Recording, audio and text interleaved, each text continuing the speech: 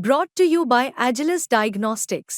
Health test की बात आती है तो मैं भरोसा करता हूँ India largest diagnostics company Agilus diagnostics. खुद को टेस्ट करते रहो।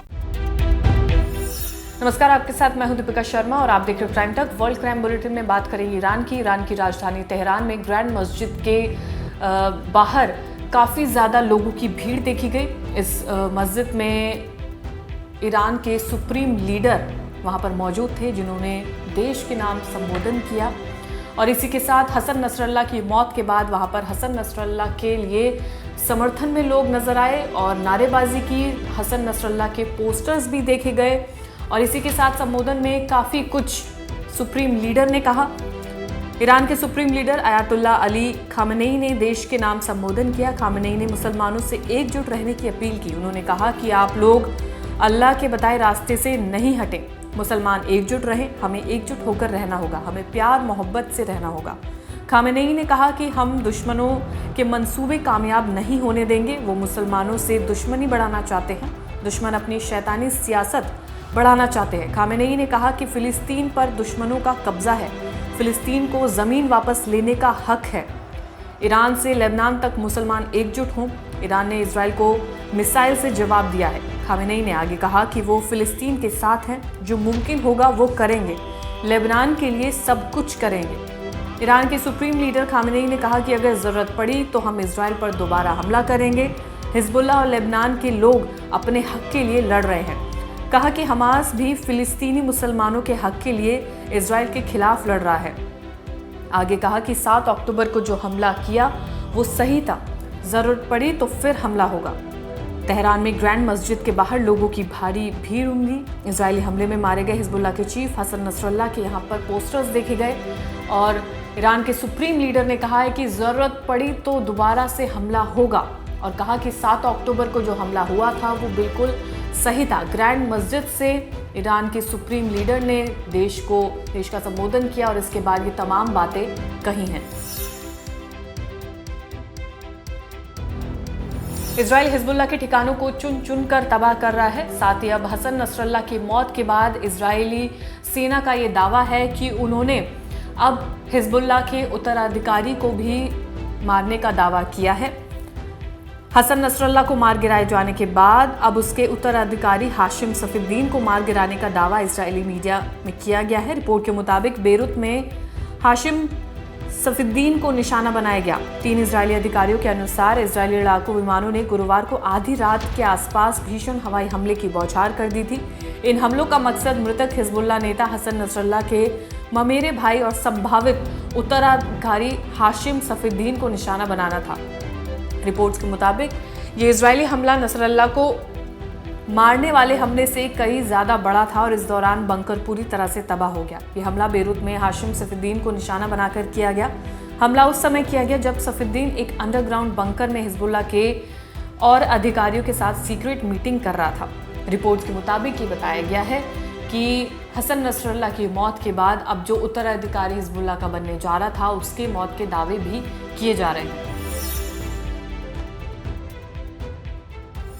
इजराइल डिफेंस फोर्स ने एक और दावा किया है। उसने कहा कि हिजबुल्लाह के मिसाइल प्रोडक्शन यूनिट के चीफ एक्सपर्ट को मार गिराने का दावा किया जा रहा है। लगातार ये हवाई हमले किए जा रहे हैं जिसमें कई दावे लगातार चल रहे हैं। एक दावा ये भी किया गया जो मैंने अभी आपको बताया कि उसमें हिजबुल्लाह के उत्तराधिकारी को मारे जाने का दावा किया गया है। अब जो अगला दावा है वो ये है कि हिजबुल्लाह की मिसाइल प्रोडक्शन यूनिट के चीफ एक्सपर्ट महमूद यूसुफ अनीसी को मार गिराने का दावा किया गया है। इजरायली सेना ने इंटेलिजेंस इनपुट के आधार पर बेरूत में ये ऑपरेशन चलाया था। आईडीएफ के मुताबिक महमूद यूसुफ अनीसी के पास मैकेनिकल इंजीनियरिंग के क्षेत्र में काफ़ी अनुभव था। वो हिजबुल्लाह के वेपन प्रोडक्शन चेन में एक इम्पॉर्टेंट रोल प्ले करता था। इजरायली सेना ने एक बयान में कहा कि महमूद यूसुफ अनीसी ने 15 साल से ज़्यादा समय तक हिजबुल्लाह के लिए रणनीतिक हथियारों के विकास पर एक्टिवली काम किया है। वो टेक्नोलॉजी के क्षेत्र में हिजबुल्लाह के प्रमुख एक्सपर्ट में से एक बन गया और अपने अनुभव का इस्तेमाल कर आतंकवादी गतिविधियों को अंजाम देने के लिए हथियार बनाने में उसका इस्तेमाल करने लगा। यानी कि टेक्नोलॉजी के क्षेत्र में ये सबसे ज़्यादा एक्सपर्ट था जिसका एक्सपीरियंस उसने इस्तेमाल किया हथियार बनाने में, उनको कैसे और ज़्यादा अच्छे से इस्तेमाल किया जाए उस तरीके में ये तमाम उसने अपनी एक्सपर्टीज़ लगाई थी। अब ये दावा किया जा रहा है कि इसका भी खात्मा कर दिया गया है।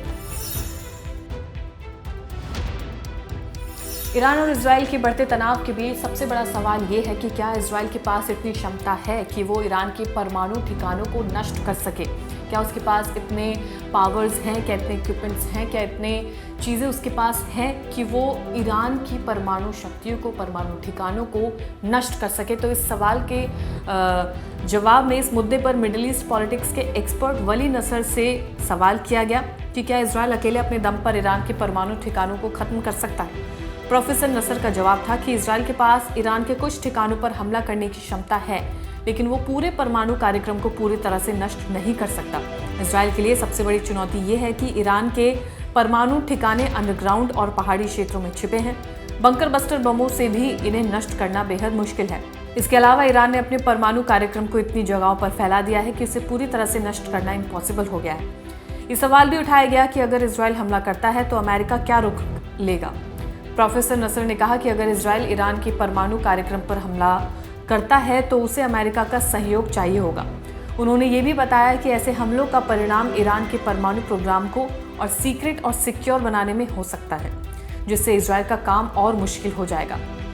इसके साथ ही अगर ईरान पर हमला होता है तो पूरे क्षेत्र में तनाव बढ़ सकता है। इसका असर खाड़ी देशों, इजराइल और यहाँ तक कि अमेरिका पर भी पड़ सकता है। ये संघर्ष एक क्षेत्रीय युद्ध में बदल सकता है जो सभी के लिए खतरनाक साबित हो सकता है।